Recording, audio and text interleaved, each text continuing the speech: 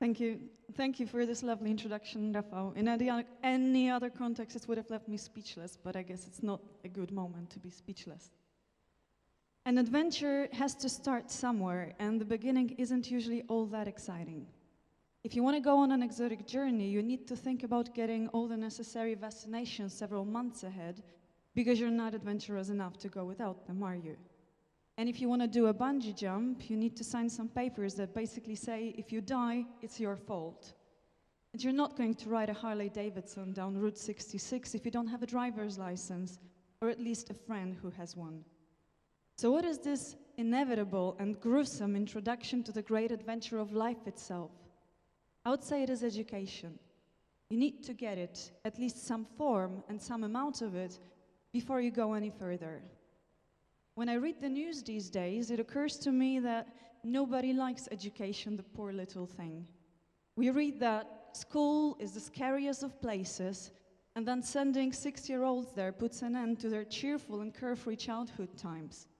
We read that kids don't like schools and students don't like universities because they don't believe education is going to help them in pursuit of the careers of their dreams. Even if they still don't know what the careers of their dreams are, they know for sure that school won't be too helpful in getting there. They study because they need diplomas, that's it. Or at least, that's what we read in the news. We also read that the quality of education is plummeting, that students are only prepared for exams and not taught anything of importance, and that you actually cannot teach students anything of importance because they would be incapable of grasping it due to intellectual inadequacies accompanied by arrogance and disengagement. You read that students treat school as a service they pay for, if not directly, then through their taxes, and they want it delivered painlessly. Isn't that the message that we get everywhere? Well, I think something is seriously wrong here.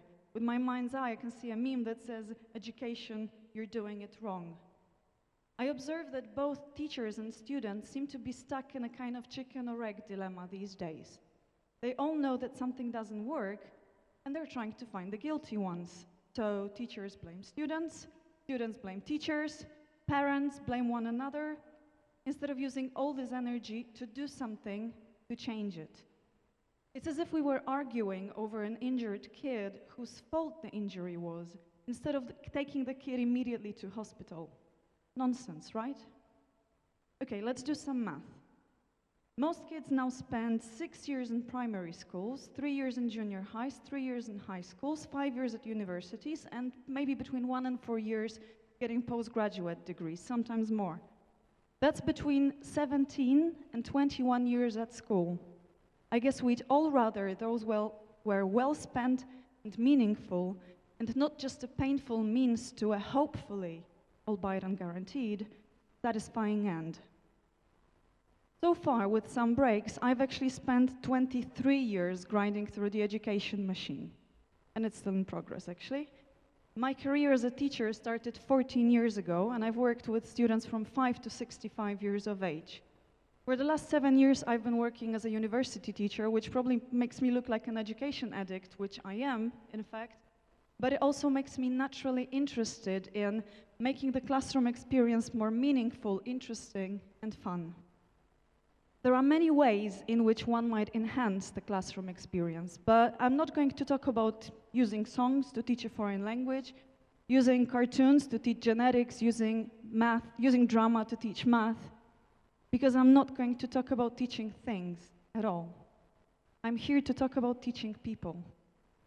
This is what really happens in the classroom context.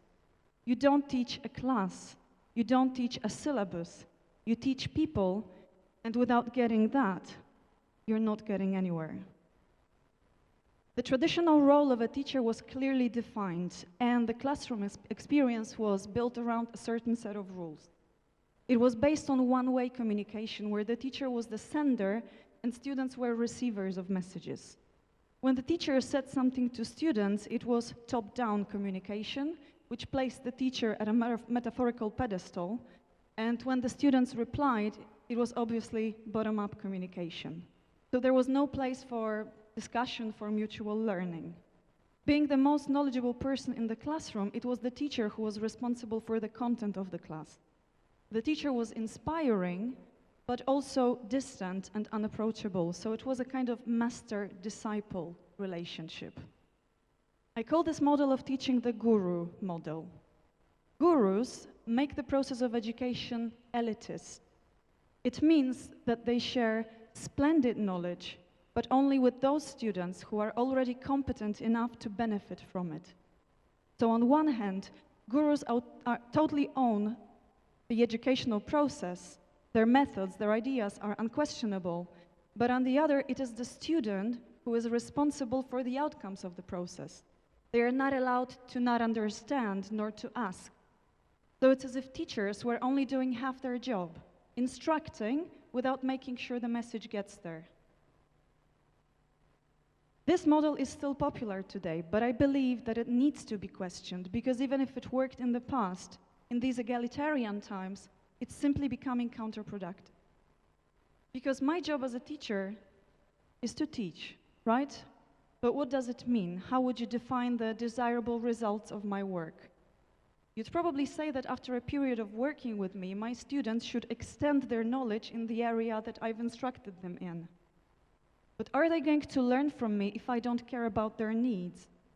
Are they going to learn from me if the knowledge I serve them is outdated and irrelevant? Are they going to learn from me if I bore them to tears with a lecture I actually find boring myself?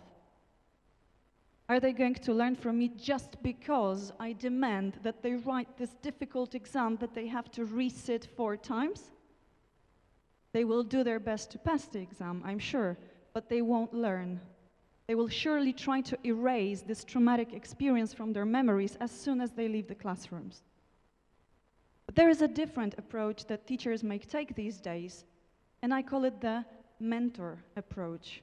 It is more student-oriented, rooted in empathy, and more empowering. One difference between a mentor and a guru is that mentors are not only there to teach, they're also there to learn. They listen and not just speak.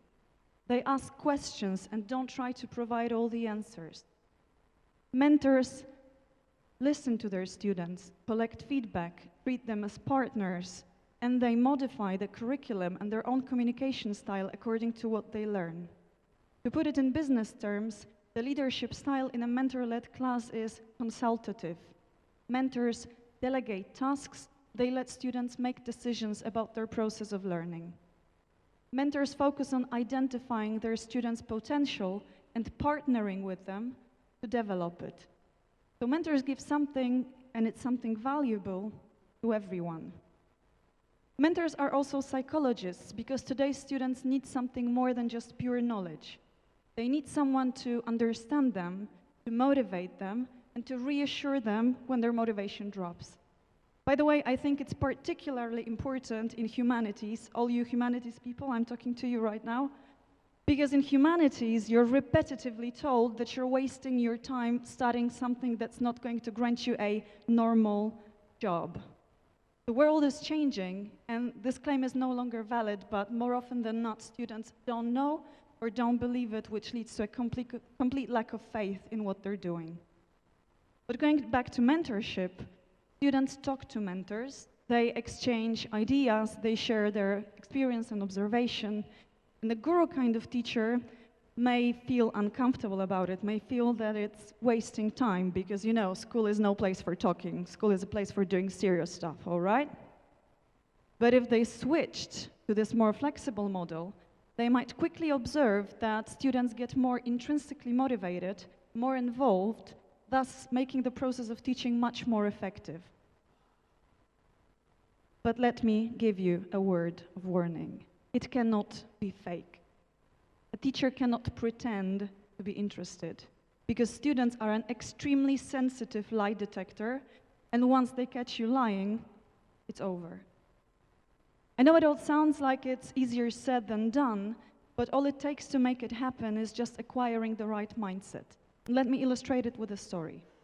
Some time ago, a student came to my office hours at the end of the academic year to get her final grade.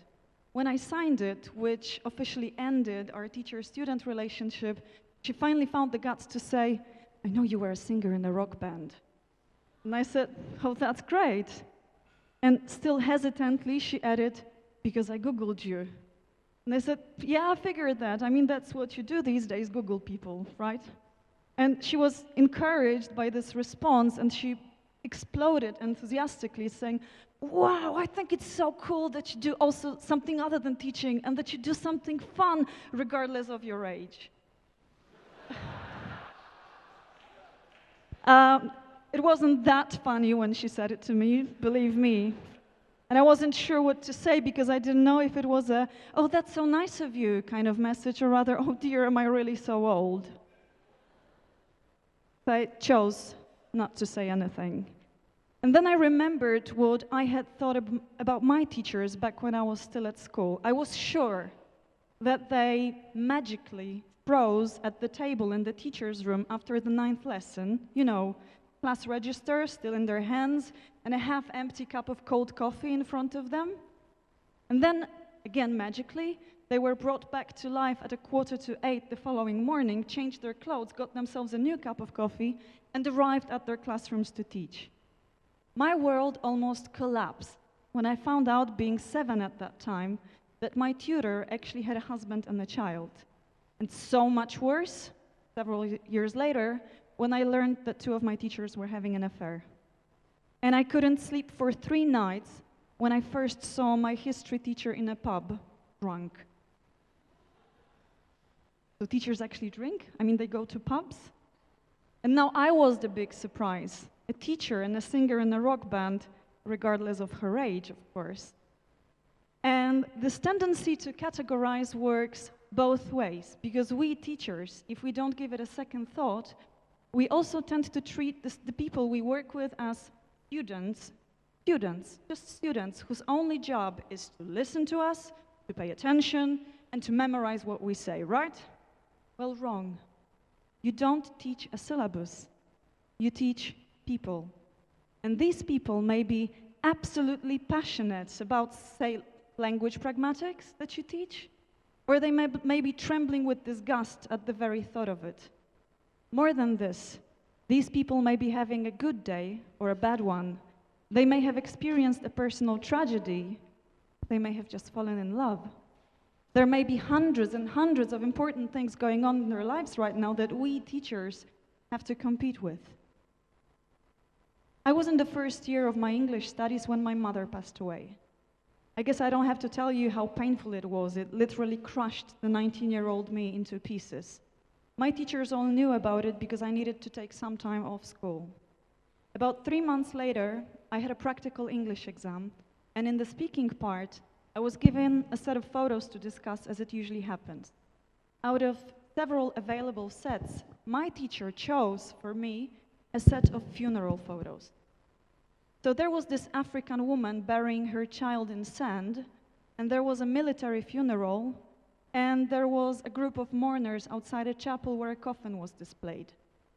So I immediately burst into tears, and I asked the teacher for another set, but he just wouldn't stop interrogating me. You know, like, how do you think these people feel? What do you think will happen next? I almost failed the exam, and he later explained that if you can really speak a foreign language, you can use it to talk about anything. So that's not what a mentor would do. If you just go to the classroom and you teach a syllabus, if you demand students' attention without giving them something they really need in return, you're going to have a hard time teaching them anything at all.